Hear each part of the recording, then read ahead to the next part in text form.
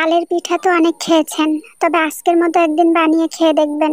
এত বেশি মজার হয় যে আপনি এর স্বাদ বলতে পারবেন না। চলুন তৈরি করে ফেলি। এজন্য প্রথমে আমি নিয়েছি 1 কাপ মতো তাল, নিয়েছি হাফ কাপ পানি, পরিমাণ মতো লবণ এবং 3 চা চামচ চিনি নিয়েছি আমি। এবার এটাকে ভালোভাবে মিশিয়ে নেব। চুলাটা অন করে দেব আমি। তালটা ফুটিয়ে নেব। তালটা যখন একদম ভালোভাবে ফুটে উঠবে, আমি নেড়ে চেড়ে দিচ্ছি যেন নিচ থেকে লেগে না যায়। তালটা ফুটে উঠলে দিয়ে দেব চালের গুঁড়া। চালের গুঁড়া দিয়ে এবার একটা ডো তৈরি করে নেব। দেখুন আমার ডোটা একদম রেডি হয়ে গেছে। রুটি বানানোর ডোয়ের মতোই হবে। এবার এই ডোটা ঠান্ডা করে নেব। আমি ডোটা নামিয়ে ঠান্ডা করে নিয়েছি এবং মথে নিয়েছি। ডোটা খুব মসৃণ করে মথে নিয়েছি আমি।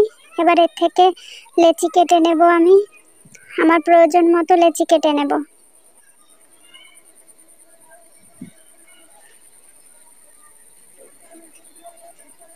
দেখুন আমি লেচি কেটে নিচ্ছি এক এক করে। লেচি কাটা হয়ে গেলে এবার এর থেকে একটা লেচি নিয়ে আমি লম্বা পাইপের মতো তৈরি করে নেব। দেখুন হাত দিয়ে এরকমের ঘষে ঘষে লম্বা একটা দড়ির মতো তৈরি করে নেব। দেখুন আমি তৈরি করে নিয়েছি।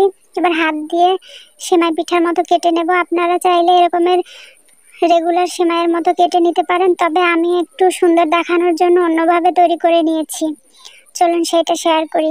এরকমের একটা ছাঁকনি নিয়ে নিয়েছি, যেটা সবার বাসায় থাকে এখন। অল্প একটু ডো নিয়ে এভাবে হাত দিয়ে তৈরি করে নিচ্ছি। দেখুন পিঠাগুলো দেখতে কিন্তু খুবই সুন্দর হচ্ছে। এভাবেই আমি পিঠাগুলো তৈরি করেছি। আপনারা চাইলে নর্মাল পিঠার মতো তৈরি করে নিতে পারেন। দেখুন দেখতে কতটা সুন্দর হয়েছে। এইভাবে আমি সবগুলো পিঠা তৈরি করে নিয়েছি। আমার পিঠাগুলো তৈরি করা হয়ে গেছে একদম। এবার চলুন রান্না করে ফেলি। কড়াইয়ে আমি দুধ নিয়ে নিয়েছি হাফ লিটার মতো। দিয়ে দিচ্ছি একটু পানি, দিয়ে দিচ্ছি 2-3টা এলাচ সুগন্ধির জন্য, সামান্য একটু লবণ মিষ্টিটার ব্যালেন্সের জন্য। দিয়ে এবার ফুটিয়ে নেব। যখন ফুটে উঠবে তখন পিঠাগুলো দিয়ে দেব। পিঠাগুলো যেন ভেঙে না যায় আলতো হাতে দিয়ে দেব। আমি এক এক করে পিঠাগুলো দিয়ে দিচ্ছি। আমি একবারে ঢেলে না দিয়ে আলতো করে এক এক করে দিচ্ছি, যাতে পিঠাগুলো একটার সাথে একটা লেগে না যায়। আমি সবগুলো পিঠা দিয়ে নিচ্ছি। মাঝে মাঝে আমি এভাবে ঝাঁকিয়ে দিচ্ছি যেন নিচ থেকে লেগে না যায়।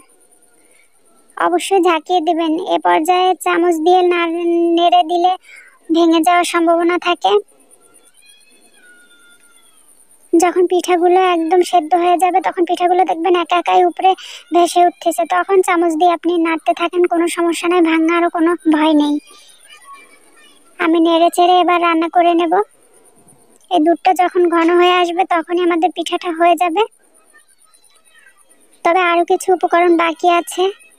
এবার দিয়ে দেব সুগন্ধির জন্য পায়েসের পাতা, দিয়ে দেব পরিমাণ মতো চিনি মিষ্টির জন্য। আপনারা চাইলে গুড় দিতে পারেন।